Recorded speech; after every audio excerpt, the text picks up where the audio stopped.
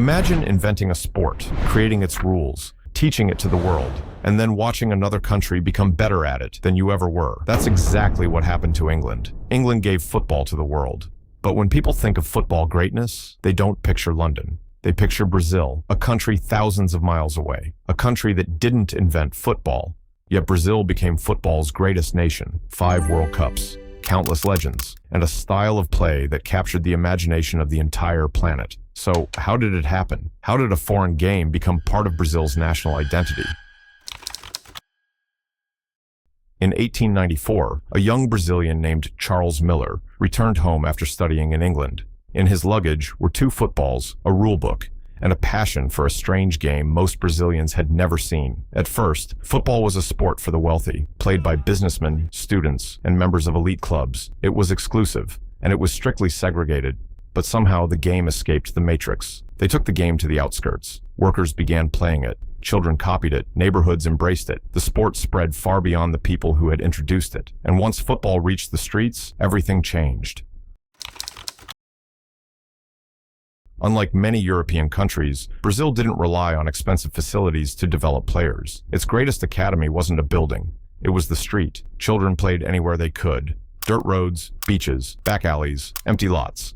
Sometimes with proper footballs, sometimes with makeshift ones made of socks and paper. The conditions were far from perfect, but they produced something extraordinary: creativity. When the playing surface is uneven, when space is limited, when rules are flexible, players learn to improvise. But Brazilian players had a secret weapon, a cultural superpower called ginga. Ginga is the soul of Brazilian movement. It comes from capoeira, an Afro-Brazilian martial art disguised as a dance. Brazilian players quickly adapted this style. They transformed a physical game into a dance, to dribble, to think quickly, to solve problems in ways coaches could never teach. Football wasn't simply played in Brazil, it was lived, and generation after generation, the streets produced artists.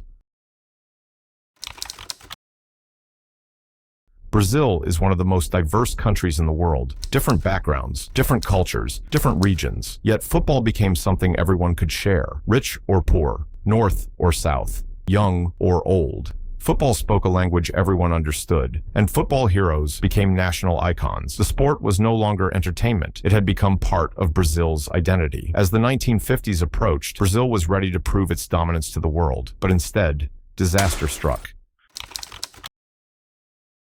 The 1950 World Cup was held in Brazil. The nation expected victory. Everything was prepared. The celebrations, the dream. The final match was played at the massive Maracanã Stadium in Rio de Janeiro. All Brazil needed was a draw against Uruguay to lift the trophy. The party had already started in the stands. Instead, the unthinkable happened.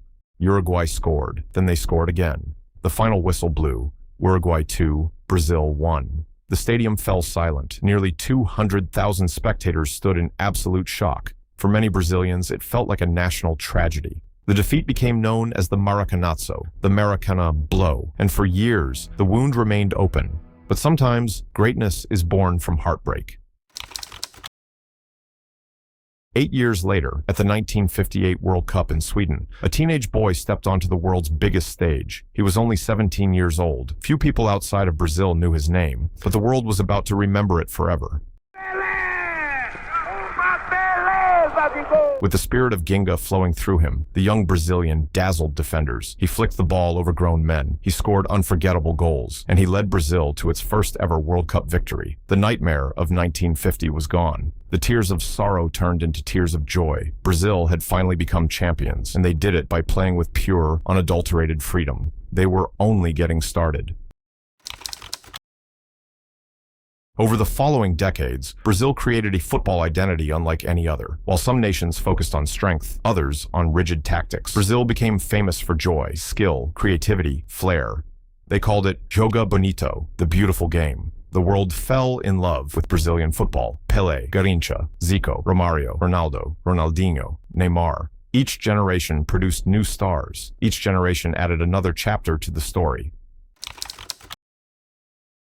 So why Brazil? Why not England? Why not another nation? The answer isn't one thing. It's many things working together. A game accessible to everyone. A culture that celebrated the rhythm of Ginga. A country united by football. A system that produced talent from every corner of society. And a passion unlike almost anywhere else on earth. Brazil didn't become football's greatest nation because it invented the game. It became football's greatest nation because it made the game its own.